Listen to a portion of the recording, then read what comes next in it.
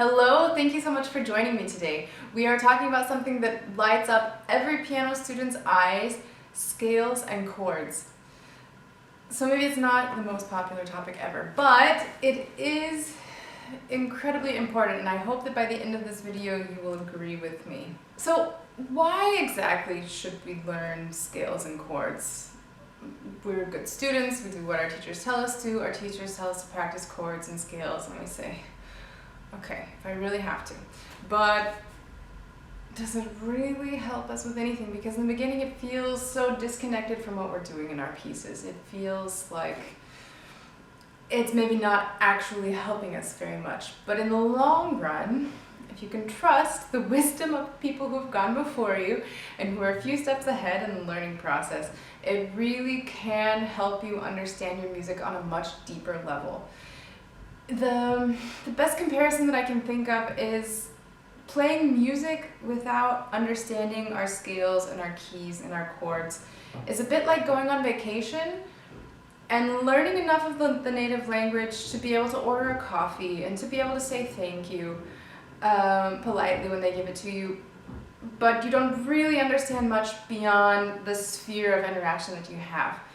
But if we understand our chords and we understand the scales, then we can have a much deeper interaction with the music, because it's when you actually speak Greek and you go to Greece, then you can actually interact with natives in their mother tongue, which is just a completely different experience than floating around in English or trying to get by with some other language when you're in a foreign place. Again, you'll be able to play pieces without your scales and without the chords and without really understanding what's going on, but this will help you relate to music on a different level.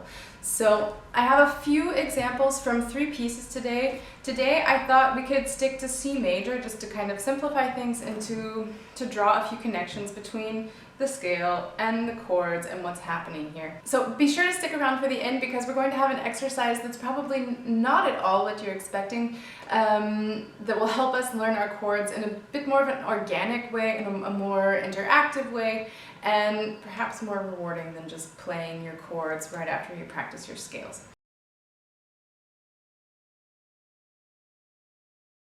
So first things first, let's take a look at the C major scale in case that's also new for you, just so that I know that we're all starting off on even footing here. So a C major scale is if we play just one octave, all of the white notes between C and the next C. That's because in the key of C major, we don't have sharps, we don't have flats, we don't need to worry about those here. So to practice, and I'll put some timestamps on this, so if you know your C major scale, you can go ahead and skip ahead to the next section. But this is just for anyone who maybe isn't so familiar with the C major scale. So to play our C major scale, we start with the right hand thumb on C. Any C, the octave doesn't matter when we're practicing scales, really.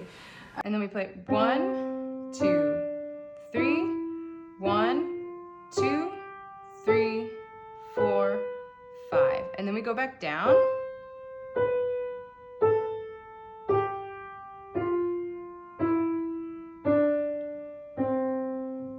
And then the left hand, because our hands are mirror image, is going to start with the 5th finger on C. And we're also going to play up and then back down. So then the fingering is actually exactly the opposite. It's 5, 4, 3, 2, 1, 3, 2, 1.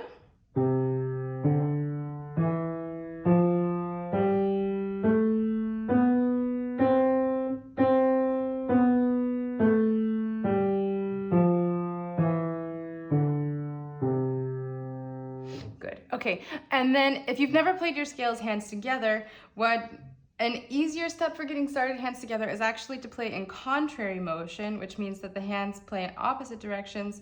So the left hand goes down, the right hand goes up, and then they come back together.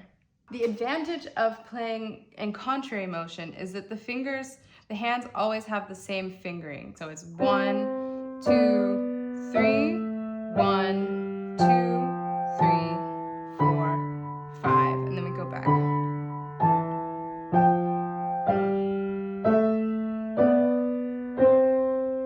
And then if you want to give parallel motion a try also, it's an important exercise. We don't see parallel scales in our music so often. It's actually quite rare in the piano repertoire, but it is a really good coordination exercise, and it's good for training different fingerings and the different hands and just having control over that. So the right hand changes, and then the left hand changes. Now the left hand goes first, and then the right hand.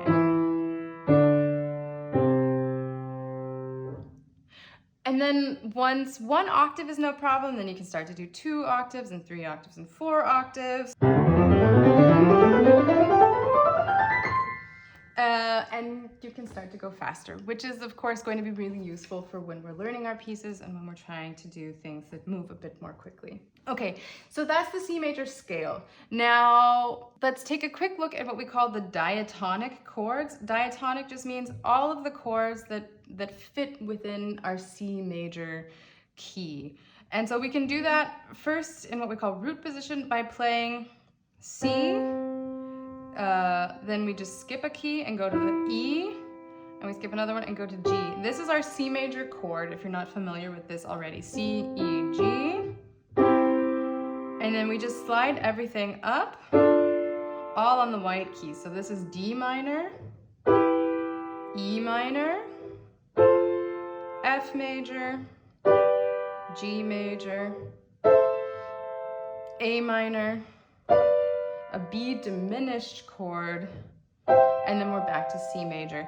How to tell the difference between major and minor and when it's one and when it's the other and how to build the chords, that's a topic for another day. Today we're just looking at the C major scale and the chords that we find within this C major world that we have here. That's also an exercise that you can do every day. It's just play all of the chords. You can also do it with your left hand. So we don't always see chords in their root position like we just practiced them. We have, for starters, when our chords have 3 notes, we have 3 different versions. So for C major, we have root position, first inversion, second inversion, and then we're back to our familiar root position. That's just the C, skip to the E, skip to the G. So what are inversions? Inversions just mean that we have the same collection of notes, but in a different order. If you have a model of a water molecule, you have 2 hydrogens and 1 oxygen, right? And usually we see it in this form where the oxygen is at the top and the 2 heliums are off to the side. But if we flip it upside down, it's still water. It's not something else because it's standing in a different direction. And so it's the same type of thing here. We have C major, and then when we invert it, we just take the C to the top. But our collection of notes is still E, G, C. And then if we move it again, it doesn't become a G chord because G is the lowest note. It's still a C major chord because our collection of notes is C, E, G. So the order of the notes really doesn't matter. We can also play them farther apart if we want to. We can have C on the bottom and then the next G and then the next E. And it's still a C major chord. We're really flexible with how we can order all of these things. We learn it to begin with in our root position just because that's the easiest to understand. That's what really fits well beneath the hand. And it's easiest to recognize because the lowest note is the name of the chord. So now let's try that with our F major chord, for example. So F major is one of the chords that we should know when we're playing in C major. And we have F, A, C. So go ahead and try to find your first inversion of this chord. I'll give you a second. A, C, F, exactly. And then if we want to invert it again, we just take the A up to the top, and we have C, F, A. And if we move the C up to the top, we're back to our root position, we're back to what we can understand and really see very quickly what it is for a chord. Okay, we have our C major scale. We've taken a quick look at all of the chords that happen, that are possible within C major. We have discussed inversions. The last thing I want to take a look at before we move on to the repertoire examples is to have a look at the chords that we usually see within the context of C major. So, of course, all of the ones I showed you are possible, but the most common that you should really commit to trying to learn in the beginning are obviously C major. I think that's one that we already have a hang of. F major, we also just took a more detailed look at. That's also extremely common. The second most common chord within C major is actually going to be G major. G, B, D. Let's practice inverting that together once.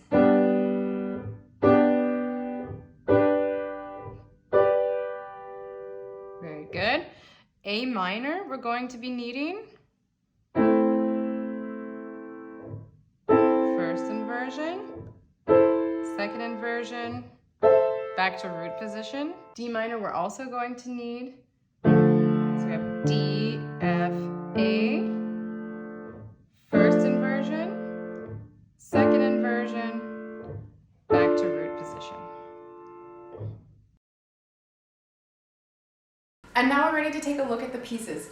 The first piece of repertoire that we're going to take a look at is Bach's C major prelude from Book 1 of the Well-Tempered Clavier. I'll go ahead and play the first portion, and then we'll discuss how we can use these topics for this piece.